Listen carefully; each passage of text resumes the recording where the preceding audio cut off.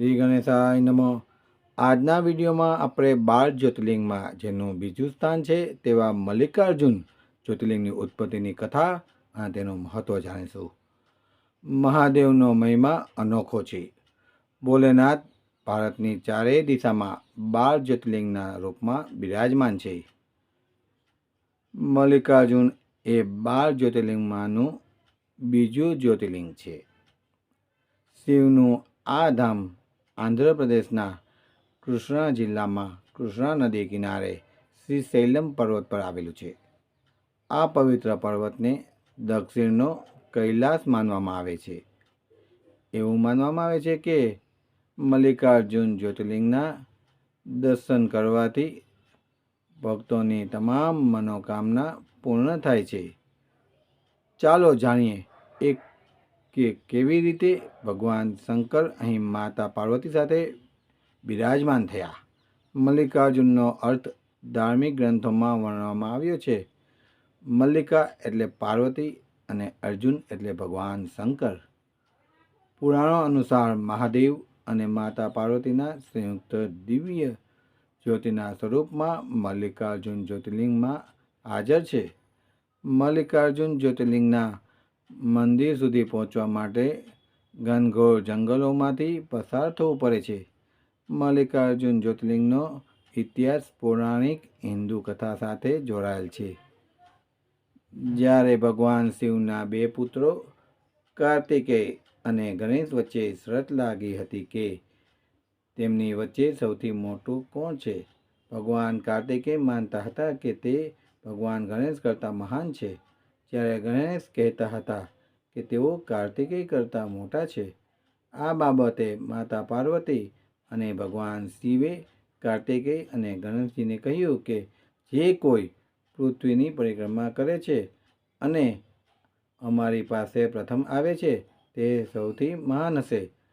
આ સાંભળીને કાર્તિકેય પોતાના મોર પર બેસીને પૃથ્વીની આસપાસ ફરવા નીકળ્યા, પરંતુ ઉંદર પર સવારી કરનાર ભગવાન ગણેશ માટે આ કાર્ય મુશ્કેલ હતું।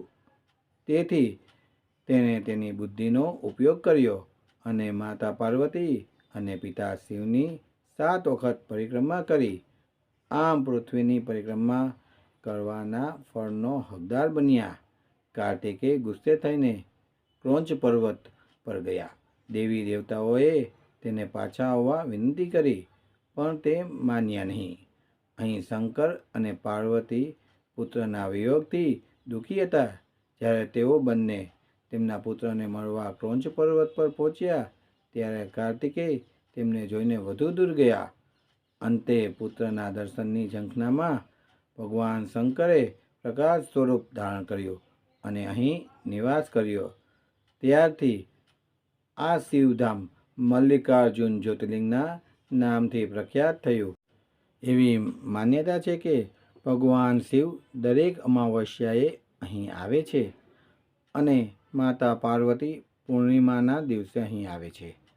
સનાતન ધર્મના શાસ્ત્રો અનુસાર જો કોઈ આ જ પર્વત ઉપર ભગવાન શિવની પૂજા કરે છે તેમને અશ્વમેઘ યજ્ઞનું ફળ પ્રાપ્ત થાય છે, તેની મનોકામના પૂર્ણ થાય છે।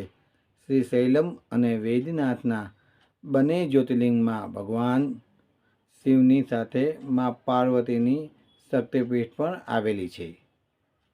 ભગવાન શંકર અને મા પાર્વતી તેમની કથા વાર્તા સાંભળનાર અને ત્યાં દર્શન કરવા જનાર સૌની મનોકામના પૂર્ણ કરે તેવી પ્રાર્થના। ઓમ મલ્લિકાર્જુનાય નમઃ।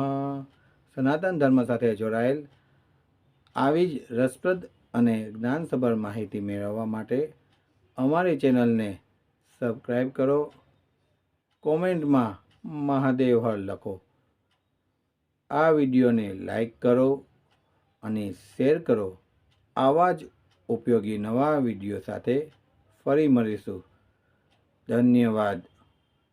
ઓમ નમઃ શિવાય।